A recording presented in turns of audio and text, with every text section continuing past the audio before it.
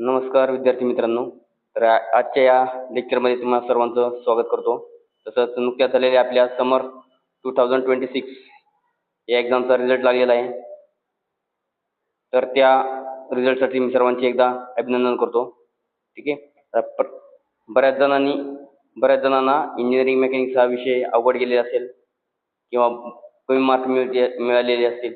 तर असे विद्यार्थी काय करणार आहेत की रिकाउंटिंग किंवा रीचेकिंगसाठी पेपर हा टाकणार आहेत. तर त्या सर्वांनी हा व्हिडिओ व्यवस्थित बघा, कारण ह्या व्हिडिओमध्ये आपण इंजिनिअरिंग मेकॅनिक्सचा जो क्वेश्चन पेपर होता त्याचं डिटेलमध्ये सोल्युशन आपण काढलेलं आहे आणि याच सोल्युशननुसार तुमचा पेपर हा चेक झालेला आहे. ठीक आहे.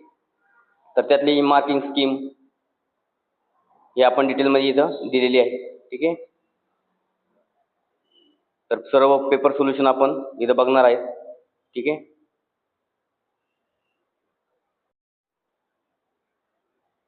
तर बघा, आपला पहिला क्वेश्चन होता attempt any 5 of the following 10 marks साठी हा क्वेश्चन होता. कोणतेही 2 मार्काचे 5 क्वेश्चन्स तुम्हाला सॉल्व्ह करायचे होते. ठीक आहे. तर त्यातला पहिला क्वेश्चन होता आपला स्टेट लॉ ऑफ मशीन. ठीक आहे. Law of machine is the relation between the effort applied and load lifted in the form of slope and the constant. Mathematically expression जर तुम्ही लिहिलं असेल तर हे पूर्ण स्टेटमेंट आणि हा रिलेशन जर लिहिलं असेल तर तुम्हाला इथं 2 मार्क मिळाले असतील. ठीक आहे. किंवा स्टेटमेंट जर लिहिलं असेल तर इथं तुम्हाला 2 मार्क मिळालेले असतील. ठीक आहे. त्यानंतर दुसरा क्वेश्चन आहे इथं स्टेट व्हॅरग्नस थेरम ऑफ मोमेंट. ठीक आहे. आता इथं फक्त स्टेटमेंट लिहायचं होतं. फॉर्म्युला जर लिहिला स्टेटमेंट जर लिहिलं असेल तर तुम्हाला 2 मार्क मिळतील. फॉर्म्युला जर लिहिला असेल तरी तुम्हाला 2 मार्क मिळतील, किंवा नुसता फॉर्म्युला जर लिहिला असेल तर तुम्हाला फक्त 1 मार्क मिळालेला असेल इथं. ठीक आहे. व्हॅरग्नस थेरम काय आहे? If a number of coplanar forces are acting simultaneously on a particle, the algebraic sum of moments of all forces about any point is equal to the moment of their resultant force about the same point. ठीक आहे. म्हणजे रिझल्टंटची moment आणि सर्व फोर्सेसची moment हे दोन्ही पण काय असणार आहे? इक्वल असणार आहे. ठीक आहे. हे पूर्ण 2 मार्काचा क्वेश्चन होता. त्यानंतर बघा, state the analytical condition of equilibrium of coplanar non concurrent force system. याच्यामध्ये 3 कंडिशन आहेत. त्या 3 पैकी कोणत्याही तुम्ही जर 2 लिहिले असतील तर तुम्हाला 2 मार्क मिळतील, किंवा 3 जरी लिहिले असतील तरी तुम्हाला 2 मार्क हे पूर्ण मिळालेले आहेत. ठीक आहे. Summation of F of X is equal to 0, summation of F of Y is equal to 0 आणि summation of moment at any point is equal to the 0.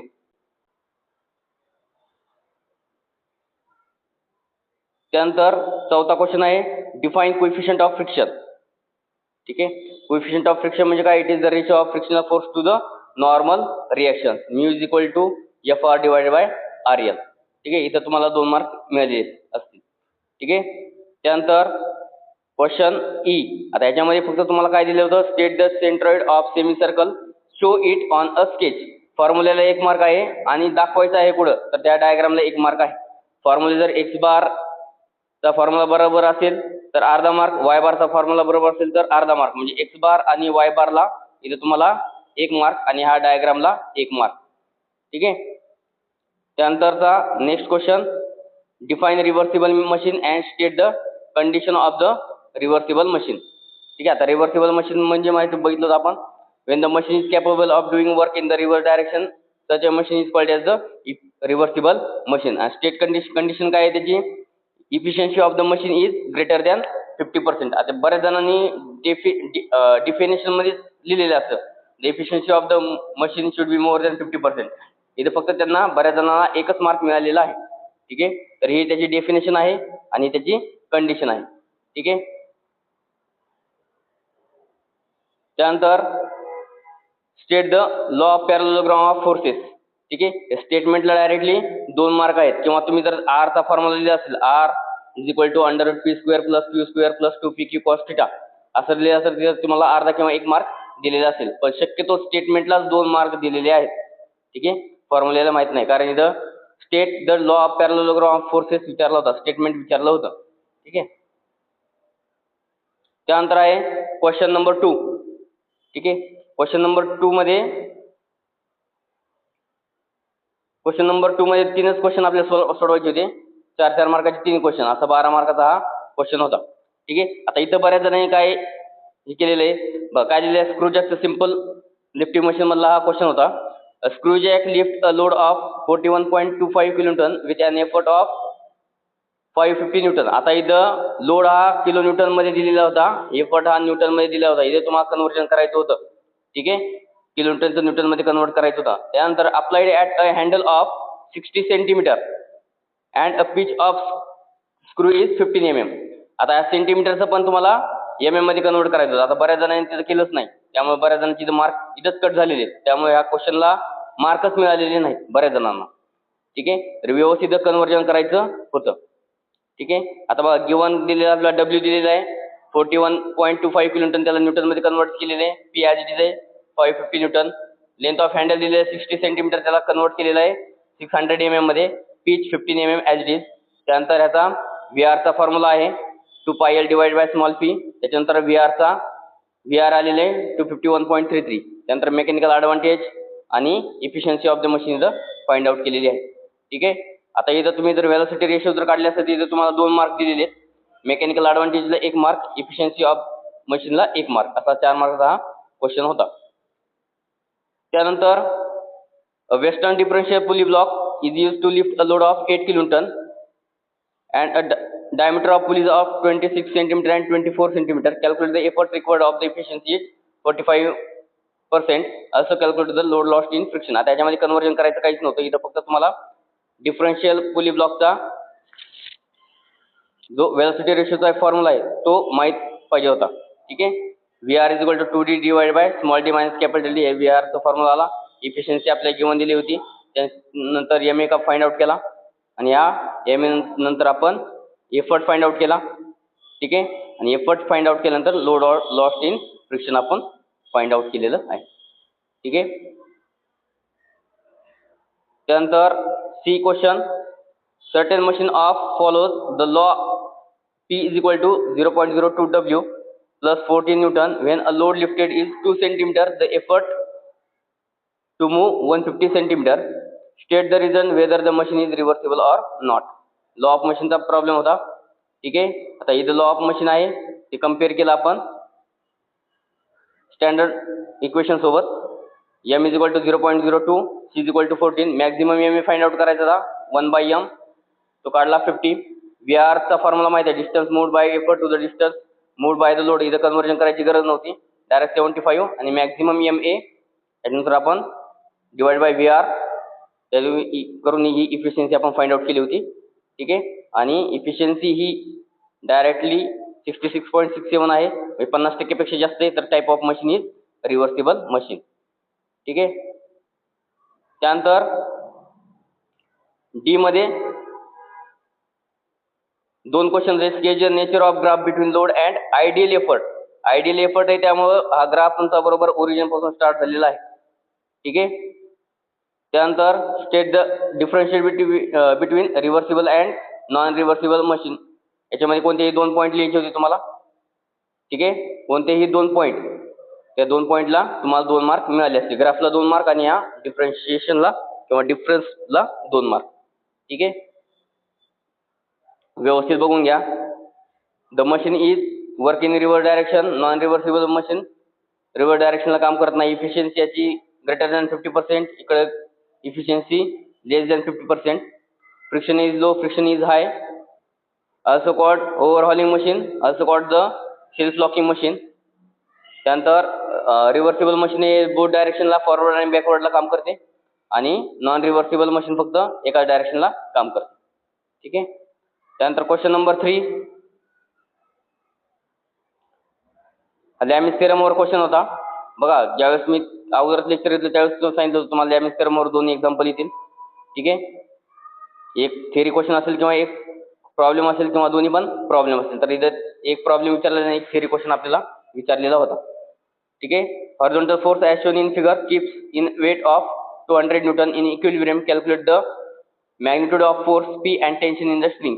P आणि इथं टेन्शन आपल्याला फाइंड आउट करायचं होतं. जर ह्याची तुम्ही डायग्राम जर काढली तर ही डायग्राम, ही पूर्ण डायग्राम फ्री बॉडी डायग्राम 1 मार्कला होती, ठीक आहे. याच्यानंतर अँगल फाइंड आउट केले. त्यानंतर लॅमिस थेरम वापरला.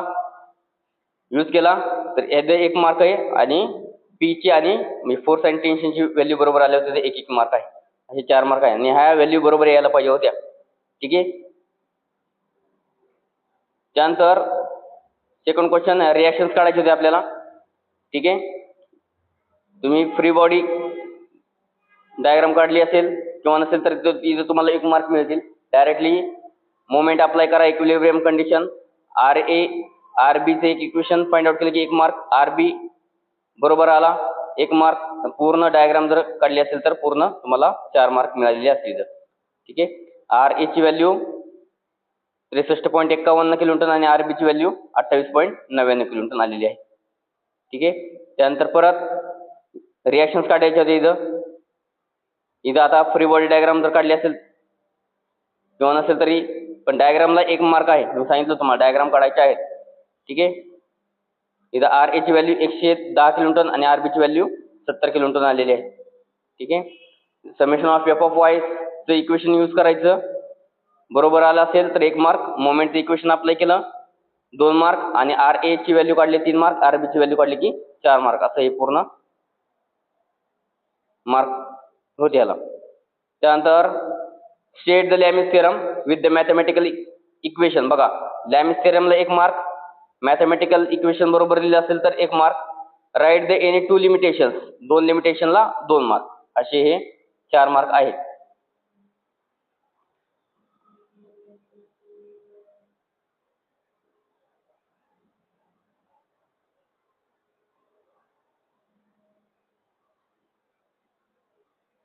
त्यानंतर question number 4, determine the resultant of the coplanar non concurrent force system as shown in figure 4. याच्यावरती तुम्हाला रिझल्टंट फाइंड आउट करायचा होता. आता ह्याच्यामध्ये कसं आहे, फ्री बॉडी जर डायग्राम जर काढली ही तर इथं 1 मार्क होता. ठीक आहे. त्यानंतर F of x, summation of F of x काढलं की 1 mark, summation of F of Y काढलं की 2 मार्क, रिझल्टंट काढला की 3 मार्क आणि डायग्रामला 1 मार्क, असा 4 मार्काचा हा क्वेश्चन होता. ठीक आहे. त्यानंतर परत find the value of W if the body is in limiting equilibrium as shown in figure 5. ठीक आहे. याची परत फ्री बॉडी डायग्राम काढली की 1 मार्क. ठीक आहे. त्यानंतर summation of F of Y equilibrium condition apply केली, आर एनची व्हॅल्यू काढली की 2 mark, F of x use केला, डब्ल्यू काढली की ते डायरेक्ट तुम्हाला 2 मार्क होते. ठीक आहे. म्हणजे हा असा 4 मार्काचा क्वेश्चन आहे. त्यानंतर बऱ्याच जणांचा हा क्वेश्चन चुकलेला आहे.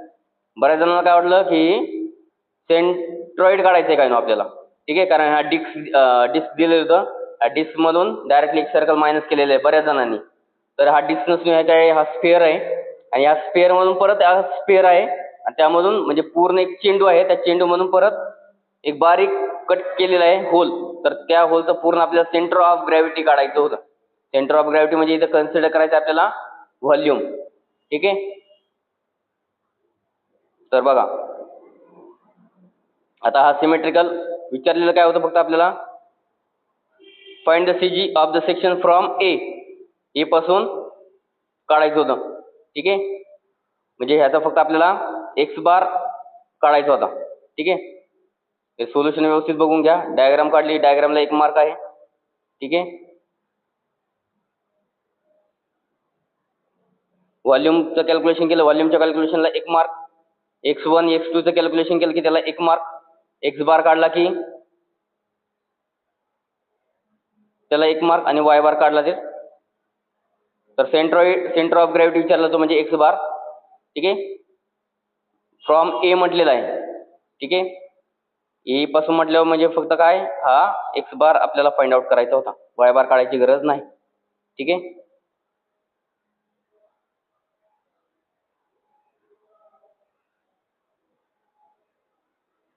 त्यानंतर परत locate the resultant with magnitude and direction for the force system as shown in figure with respect two point A. खूप इझी क्वेश्चन होता हा. ठीक आहे. फक्त ॲडिशन करायची होती. रिझल्टंट काढला 1 मार्क, मोमेंट काढली 1 मार्क, त्यानंतर व्हेरिंग्टन थेरम अप्लाय केला की 1 मार्क आणि ह्या लोकेशन दाखवलं की 1 मार्क, असे हा 4 मार्काचा क्वेश्चन होता. बघा रिझल्टंट काढल्यानंतर 1 मार्क मिळाला होता तुम्हाला, मोमेंट काढली 1 मार्क मिळाला, व्हेरिंग्टन थेरम अप्लाय केला, एक्स ची डायरेक्शन काढली 1 मार्क आणि लोकेशन केलं फिगरमध्ये दाखवलं की 1 मार्क मिळतो. असे 4 मार्काचा हा क्वेश्चन होता. त्यानंतर हा क्वेश्चन आपण घेतला होता बघा. ठीक आहे. Locate the centre of gravity of a composite solid body from tip A, top पासून डिस्टन्स काढायचं होतं आपल्याला वाय बार. ठीक आहे. तर डायग्राम काढली की डायग्रामला 1 मार्क होता बघा. त्यानंतर y1 y2 चं कॅल्क्युलेशन केलं की 1 मार्क होता. v1 v2 चं काढलं तर 1 मार्क होता. आणि डायरेक्टली x बार विचारलेला नव्हता पण तरी पण काढलं तर बेटर आहे. ठीक आहे. आणि y बारचं कॅल्क्युलेशन केलं की 1 मार्क. ठीक आहे. असं पूर्ण कॅल्क्युलेशन होतं. त्यानंतर क्वेश्चन नंबर 5. ठीक आहे. कोणतेही 2 क्वेश्चन सॉल्व्ह करायचे होते. 6 मार्काला 1. ठीक आहे. 12 मार्काचा हा क्वेश्चन होता. काय दिलं होतं? A block of weight 500 newton is placed at an incline plane at an angle of 20 degree with horizontal. If the coefficient of friction is 0.15, find the force P applied parallel to the plane. Just move the body up the plane.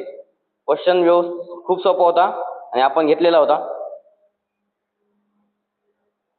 बघा काय दिलेले, weight of दिलेले 500, theta दिलेला आहे 20 degree, coefficient of friction दिलेला आहे 0.15 आणि force find out करायचा होता. ही जर डायग्राम जर काढली असेल तुम्ही तर डायग्रामला 1 मार्क आहे. ठीक आहे. अप द प्लेन म्हटले की म्हणजे खालून इकडे हे केलेले आहे, बॉडी कोड चाललेली आहे अपवर्डला. ठीक आहे. त्यामुळं फ्रिक्शनल फोर्स डाऊनवर्डला. ठीक आहे. डायग्राम काढली असेल याशी बरोबर असेल तर 1 मार्क असेल. त्यानंतर summation of F of Y apply केलंय. नॉर्मल रिॲक्शन ची व्हॅल्यू आहे 469.85 न्यूटन. इथं 2 मार्क मिळते तुम्हाला. Summation of F of x use केला की इथं तुम्हाला उरलेले 2 मार्क मिळतील इथं. ठीक आहे. म्हणजे डायग्रामला 1 mark, F of x F of Y 1 mark आणि पी जर अप्लाय केले असेल तर डायरेक्टली बरोबर आलेले असेल तर इथं 2 मार्क. म्हणजे असा 6 मार्कचा क्वेश्चन होता व्यवस्थित. त्यानंतर find the resultant force in magnitude and direction for the force system as shown in figure. Use analytical method.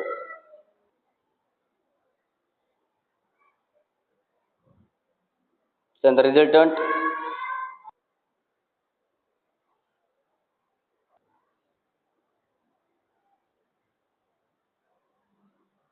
find the resultant force in magnitude and direction. Force system दिलेली होती आपल्याला. ठीक आहे. याच्यामध्ये जो गिवन फिगर आहे तर त्याचं रिझोल्युशन आपल्याला करायचं होतं. रिझोल्युशन केलं की 1 मार्क आहे. ठीक आहे. रिपीटेड झालेला हा क्वेश्चन आहे. त्यानंतर summation of F of x find out केला, इथे 1 मार्क. डायग्राम काढली 1 mark. Summation of F of Y ला काढले, इथं बरोबर असेल तर 1 मार्क. रिझल्टंटला 1 मार्क आणि डायरेक्शनला 1 मार्क. ठीक आहे. असं हे पूर्ण स्ट्रक्चर होतं. ठीक आहे. बघा परत सांगतोय, डायग्राम जर बरोबर असेल तर 1 mark, F of x 1 mark, F of Y 2 mark, resultant 1 mark आणि डायरेक्शन असेल तर 1 मार्क. आणि परत जर डायग्राम जर काढली असेल याची तर त्याला 1 मार्क. असं पूर्ण 6 मार्काचा एक्झाम्पल होतं. त्यानंतर परत हा सगळ्यात क्वेश्चन सोपा होता बघा. रिपीट झालेला आहे. फक्त कधी हा पॉईंट म्हणजे हा क्वेश्चन जो आहे रिपीट झालेला, कधी मोमेंट ए ला विचारलेली आहे, कधी बी ला, कधी सी ला, कधी डी ला. ठीक आहे. तर यावेळेस पुढे विचारलेली ती ए ला. ठीक आहे. डायरेक्टली जर तुमचं हे जर बरोबर आले असेल असं डायरेक्टली तुम्हाला 6 मार्क मिळतील. याच्यात काय स्टेप नव्हत्या. ठीक आहे. क्लॉकवाईज मुवमेंट असेल तर प्लस घ्यायचे, अँटी क्लॉकवाईज असेल तर मायनस घ्यायचं. Summation of movement about point A 25 kilonewton, anti clockwise म्हणजे मायनस मध्ये आले असेल तर डायरेक्टली तुम्हाला तिथं 6 मार्क मिळतील. ठीक आहे. त्यानंतर question number 6A friction type chapter मधला होता. ब्लॉक दिलेला 80 किलोन्यूटन, त्याचं वेट दिलं होतं. Horizontal plane where the coefficient of friction is 0.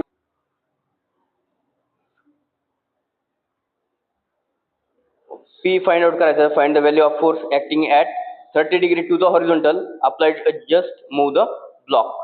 ठीक आहे. गिवन डाटा लिहा आणि डायग्राम जर काढली असेल आणि बरोबर आली असेल तर 1 मार्क मिळेल तुम्हाला. ठीक आहे. त्यानंतर इक्वेशन जनरेट करायचं. इक्वेशन जनरेट केलं की 1 मार्क आहे. ठीक आहे.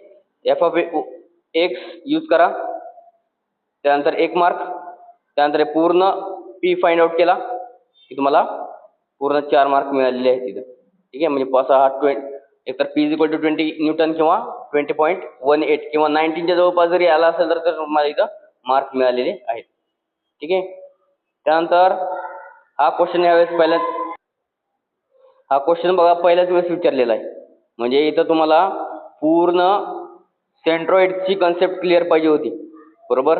आता इथं किती सेक्शन दिलेले आहेत आपले? 3. ठीक आहे. पहिला रेक्टँगल, दुसरा ट्रायंगल आणि तिसरा सेमी सर्कल. ठीक आहे. जरी डायग्राम जर तुम्ही काढली असेल तर डायग्रामला हा 1 मार्क आहे. आणि परत एक्स बार आणि वाय बार इथं आपल्याला लोकेट करायचा होता. ठीक आहे. एक्स बार आणि वाय बार दाखवायचा होता. ठीक आहे. त्यानंतर पूर्ण section rectangular section x1 y1 a1 किंवा x1 x2 x3 बरोबर असेल तर 1 मार्क, y1 y2 y3 बरोबर असेल तर 1 मार्क, a1 a2 a3 बरोबर असेल तर 1 मार्क. ठीक आहे.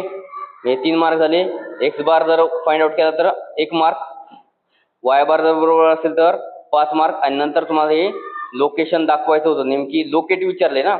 लोकेट म्हणजे दाखवा कुठे आहे तो. म्हणजे एक्स बार आणि वाय बारची व्हॅल्यू इथे तुम्हाला या डायग्राम मध्ये दाखवायची होती. असे पूर्ण हा 6 मार्काचा हा क्वेश्चन होता. ठीक आहे.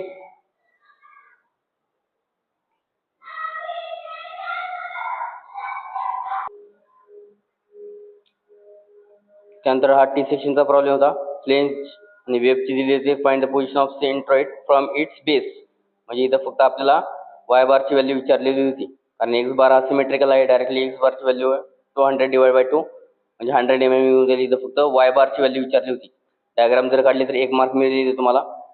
ठीक आहे.